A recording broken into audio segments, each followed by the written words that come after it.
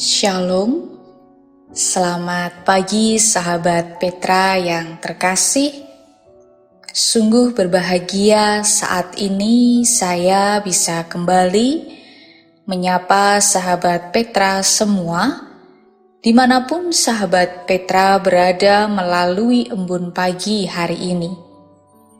Sahabat Petra yang terkasih dalam Kristus, sudahkah Anda mengasihi orang lain hari ini? Pada embun pagi hari ini tanggal 26 Maret 2022, kita bersama akan membuka hari dengan sapaan Sabda Tuhan. Bersama saya, Pendeta Elizabeth Emilia Putri dari GKJ Rewulu. Adapun tema renungan hari ini adalah penyerahan dirinya yang terakhir berdasar dari bacaan Injil Lukas pasal 23 ayat 46. Mari sebelum kita menerima dan merenungkan sabda Tuhan, kita siapkan hati dengan merendahkan hati kita di hadapan Tuhan. Bersama mari kita berdoa. Kami mengucap syukur ya Tuhan atas setiap rengkuhan kasih Tuhan yang sungguh kami rasakan. Kami mengucap syukur Engkau telah menyelenggarakan dan memelihara kehidupan kami. Terima kasih Engkau telah memberkati istirahat kami semalam dan membangunkan kami di pagi hari ini dengan keadaan baik. Kami pun mengucap syukur bahwa Tuhan senantiasa setia di dalam setiap kehidupan kami. Pada saat ini ya Bapa, kami akan memulai hari dengan bersama-sama merendahkan hati untuk menerima kebenaran firman Tuhan. Kami percaya bahwa Roh Kudus menerangi hati kami, memampukan kami untuk mendengarkan firman Tuhan dengan baik, tetapi kami tidak hanya berhenti mendengar, namun juga melakukannya di dalam kehidupan kami hari lepas hari. Hamba-Mu yang Engkau pilih untuk menyampaikan kebenaran firman Tuhan dengan segala keterbatasannya, kiranya Tuhan sendirilah yang memampukan. Sungguh Tuhan, kami menyambut sabda Tuhan dengan penuh rasa syukur dan kami siap menerima, melakukan kebenaran firman Tuhan. Di dalam nama Tuhan Yesus Kristus, kami berdoa. Amin. Injil Lukas pasal 23 ayat 46.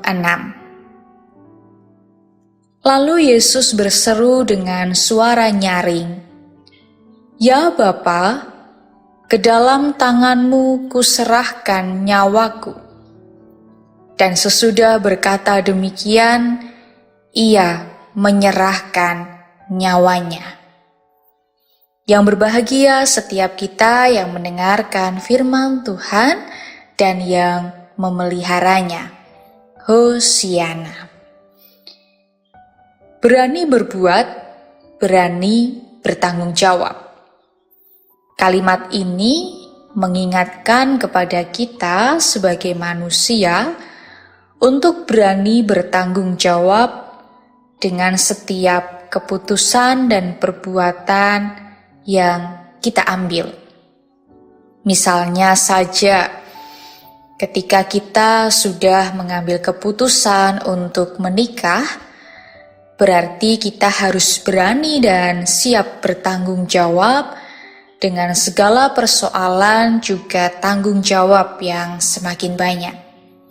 Tidak hanya sekedar menikah, lalu tidak tahu apa yang menjadi tugas dan tanggung jawabnya.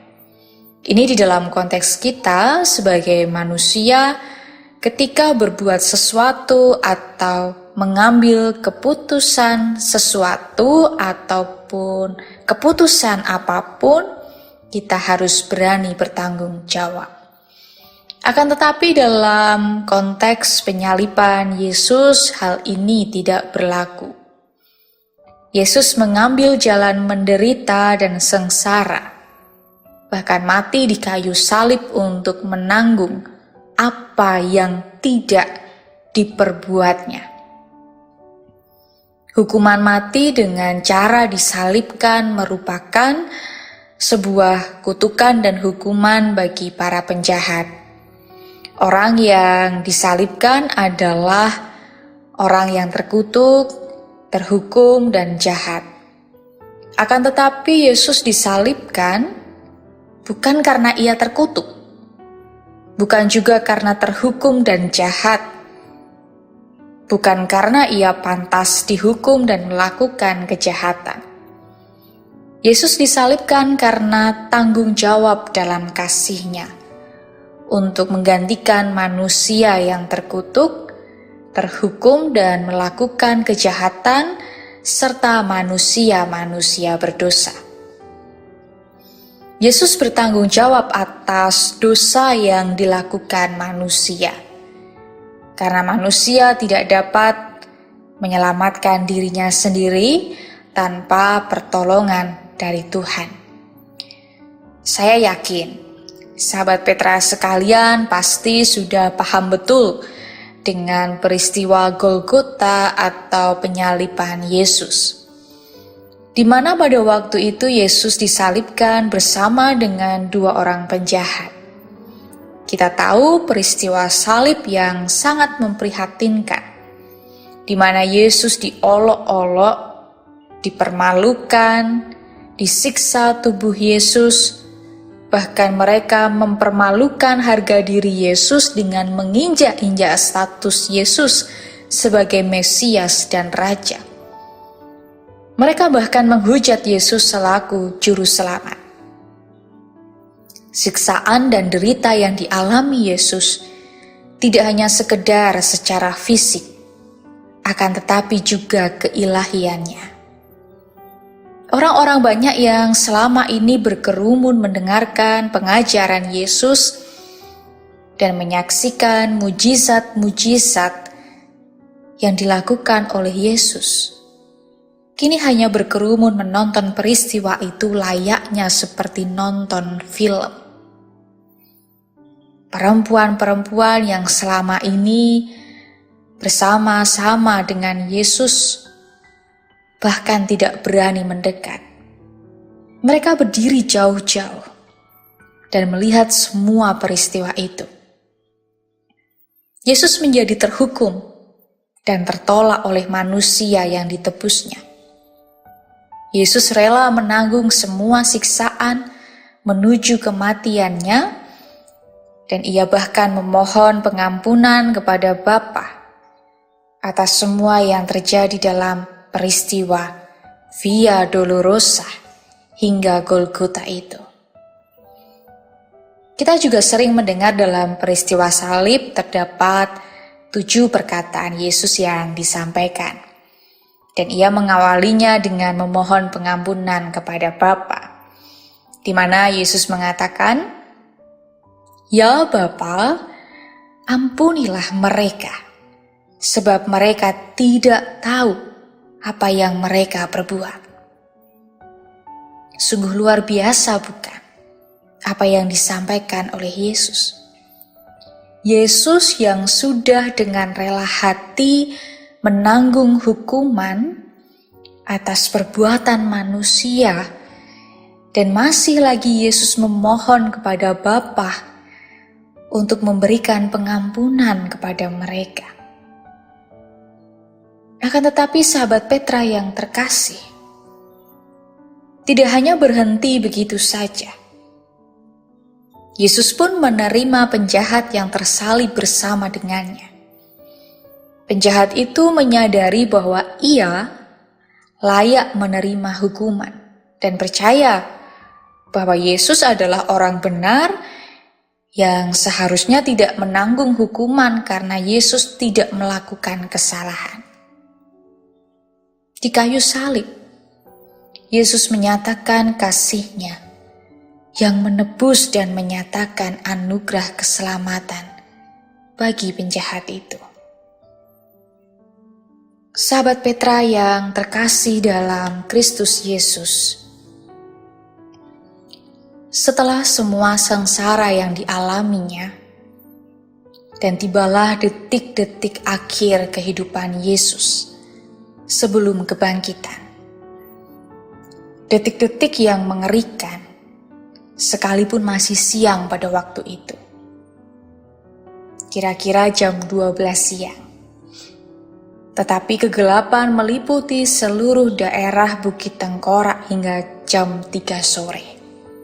Bahkan, tabir bait Allah terbelah dua.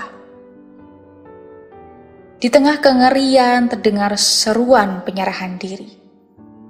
Yesus Sang Juru Selamat kita telah menyerahkan nyawanya kepada Bapa. Kematian manusia pada umumnya adalah karena Allah mengambil nyawanya. Tetapi Yesus menyerahkan nyawanya. Yesus mengatakan, "Ya Bapa, ke dalam tangan kuserahkan nyawaku." Dan Yesus menyerahkan nyawanya. Hal ini menegaskan misi Yesus bahwa Yesus tersalib dan mati itu karena kasih-Nya demi menyelamatkan manusia.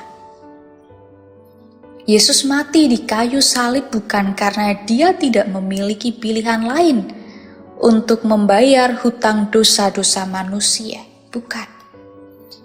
Yesus mati di kayu salib juga bukan karena rekayasa dan keberhasilan dari para pemimpin agama Yahudi.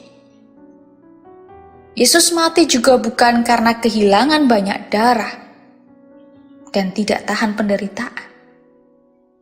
Tetapi Yesus mati di kayu salib karena Dia dengan inisiatifnya dan kerelaannya memberikan nyawanya. Karena itu kematian Yesus di kayu salib merupakan karya pendamaian. Sebab Ia menggantikan kutukan dan hukuman atas dosa manusia. Kematian Kristus merupakan momen kepastian bahwa kuasa dosa sudah dikalahkan. Yesus memilih jalan salib untuk menunjukkan ketaatannya kepada Bapa dan kedalaman kasih-Nya kepada kita. Sampai akhir, Dia menunjukkan kasih-Nya yang besar dan tidak menyerah. Maka dalam penyerahan dirinya serta kematian ini membawa sebuah refleksi bagi kita bahwa kasih dan pengorbanannya sungguh besar dan nyata di dalam kehidupan kita sebagai manusia. Ia rela menyerahkan nyawanya sehingga membawa perubahan hidup dalam kehidupan manusia. Artinya, setiap kita yang sudah diselamatkan harus menyesali dosa dalam hidupnya. Kematian Yesus tidak hanya berhenti tentang kasih, tidak hanya berhenti tentang pengampunan dan pemberian diri, akan tetapi juga sebuah tanggung jawab. Maka dari hal ini Yesus memberikan teladan bagi kita tentang sebuah tanggung jawab. Yesus tidak lari dari tanggung jawab. Ia melakukan apa yang seharusnya menjadi tanggung jawab manusia. Ia menuntaskan semuanya dengan baik. Oleh karena itu, saat ini kita semua dipanggil untuk menjalani hidup kita dengan tanggung jawab. Kalau kita rasakan banyak sekali tanggung jawab kita, baik di dalam keluarga, pekerjaan, pelayanan, bahkan ketika kita bermasyarakat. Yang perlu kita lakukan adalah kerjakan tanggung jawab kita dengan sungguh-sungguh, serta selesaikan dengan tuntas dan penuh dengan kasih serta tulus hati. Jangan sampai kita menyepelekan apa yang menjadi tanggung jawab kita, sehingga dibiarkan begitu saja. Terlebih tanggung jawab kita sebagai anak-anak Tuhan yang telah diselamatkan oleh karya penebusannya untuk mewartakan kasih Tuhan melalui hidup kita. Pertanyaannya, sudah bertanggung jawabkah dengan hal tersebut? Ataukah kita hanya sekedar menerima anugerah pengampunan, keselamatan, tetapi lupa dengan tanggung jawab yang perlu kita lakukan? Hiduplah dalam kasih, sehingga melalui hidup kita mampu menebarkan damai sejahtera bagi orang lain. Hiduplah dalam pengampunan, sehingga kita mampu mewujudkan damai melalui hidup kita. Hiduplah dalam kebaikan, sehingga kita mampu mendatangkan sukacita bagi sesama kita. Ingat bahwa Yesus menyerahkan nyawanya untuk menebus dosa kita. Ia bertanggung jawab atas apa yang menjadi tanggung jawab kita.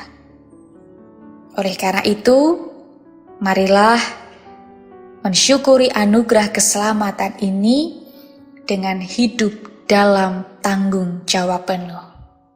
Selamat berjuang, Tuhan Yesus memberkati. Amin. Mari kita bersatu di dalam doa. Kami bersyukur ya Tuhan untuk firman Tuhan yang kami terima pada pagi hari ini. Kami mengucap syukur untuk anugerah terindah yang Tuhan berikan di dalam kehidupan kami melalui keselamatan, pengampunan yang Tuhan berikan bagi kami. Kami sungguh merasakan cinta kasih-Mu yang besar bagi kami semua setiap harinya dan tidak pernah henti-hentinya. Maka mampukan kami ya Tuhan untuk menjadi anak-anak Tuhan yang senantiasa setia, taat, dan sungguh bertanggung jawab atas setiap kehidupan yang Tuhan anugerahkan di dalam kehidupan kami. Mampukan kami juga dengan hati yang tulus, sukacita, untuk menebarkan kebaikan, melayani Tuhan, sehingga kami mampu memancarkan kasih Tuhan melalui kehidupan kami. Tolonglah kami ya Allah untuk bertanggung jawab atas setiap panggilan kehidupan kami. Bapa, jikalau saat ini kami akan memulai hari dengan segala aktivitas kami, baik pekerjaan, pelayanan, sekolah, rencana-rencana kami, dan apapun yang akan kami lakukan, kami memohon berkat Tuhan. Mampukan kami untuk menjalani hari ini dengan baik, melakukan kebaikan dan kebenaran, sehingga hari-hari kami dipenuhi dengan sukacita, damai sejahtera, berkat dari Tuhan, dan menjadi berkat. Berikan kami kekuatan, berikan kami kesehatan. Terima kasih ya Bapa, kami menyerahkan hidup kami sepanjang hari ini hanya di dalam rengkuhan kasih Tuhan. Kami menyadari akan segala dosa dan kesalahan kami, oleh karena itu ampuni kami. Di dalam nama Tuhan Yesus Kristus, Juru Selamat kami yang hidup, kami memohon berkat Tuhan. Amin. Demikian sahabat Petra yang terkasih dalam Kristus, Embun Pagi hari ini, tanggal 26 Maret 2022. Kiranya sabda Tuhan memberikan hikmat, kekuatan, dan penghiburan bagi kita untuk melewati sepanjang hari ini. Saya, Pendeta Elizabeth Emilia Putri dari GKJ Rewulu, mohon undur diri dan mohon maaf bila ada kata yang kurang berkenan. Sahabat Petra, selamat mengasihi orang lain hari ini. Tuhan Yesus memberkati.